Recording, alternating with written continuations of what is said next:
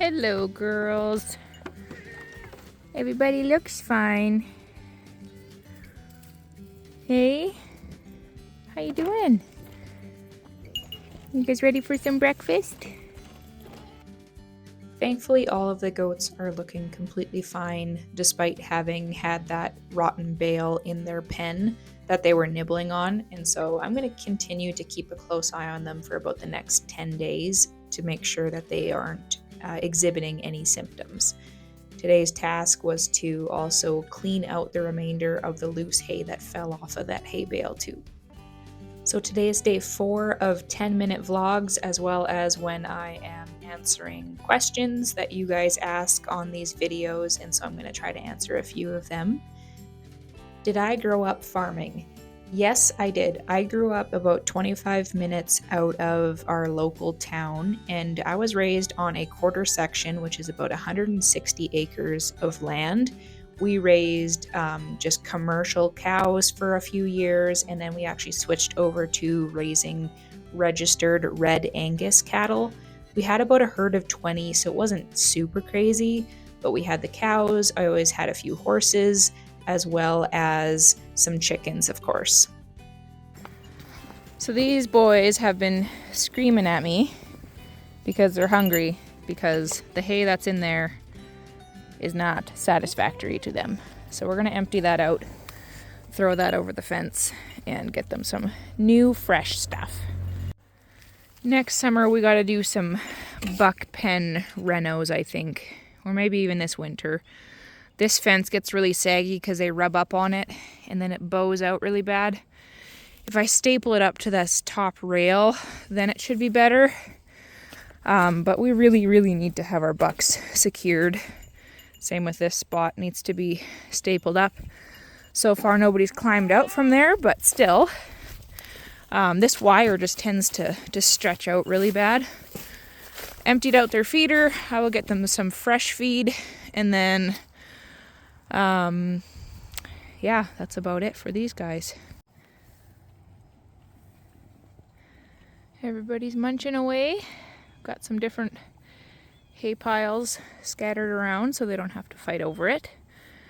That is how you increase the risk of injury if you just have one big pile of hay for multiple horses.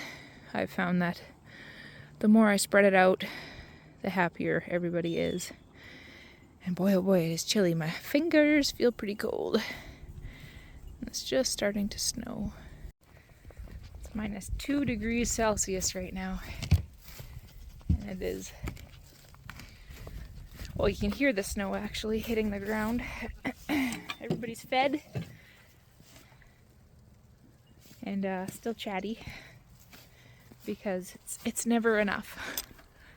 Right, Bambi? Never enough. Sometimes it feels like that. Everybody just begging for more all the time.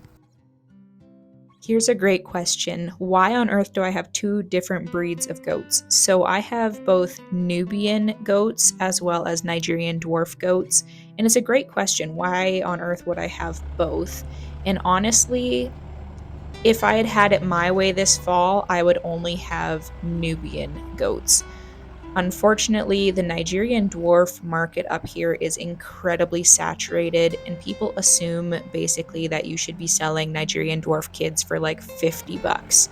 And they complain if you are charging what they're actually worth, even if they have phenomenal genetics. And of course, because I keep my goats for milking purposes, I want to have really good quality genetics for overall conformation for their health. I also want good temperaments, and I want good udders and mammary systems that produce a lot of milk. And so I wanted to invest in high quality Nigerian dwarves, but financially it just didn't make sense to invest so much money into the dwarf breed and not be able to sell the kids for nearly what they'd be worth.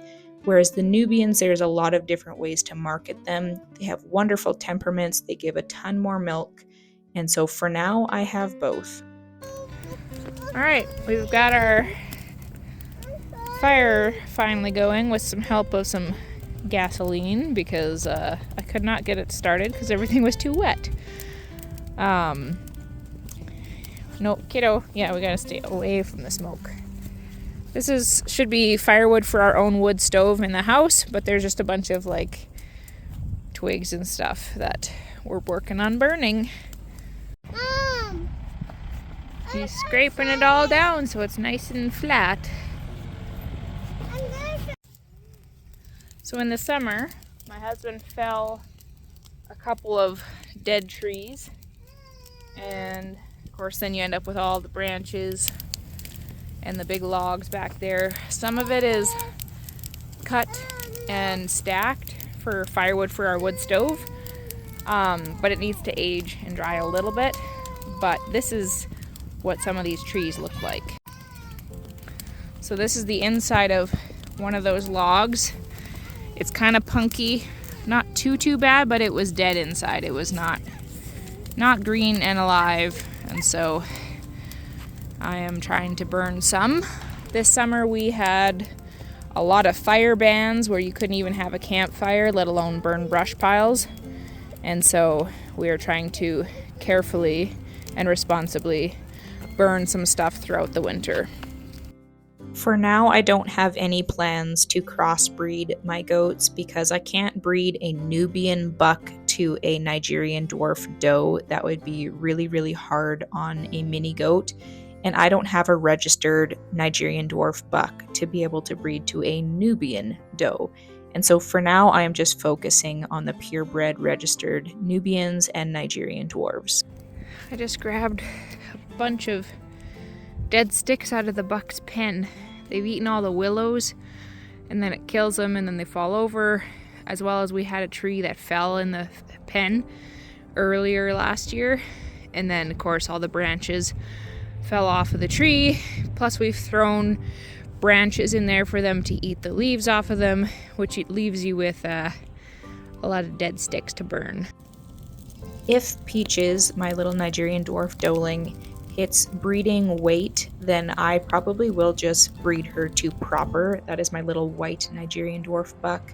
Both are not registered right now, and so that kind of makes the most sense, but they both have decent genetics, and so that's kind of my plan right now. And if she doesn't hit the minimum weight, then I will just let her grow out another year.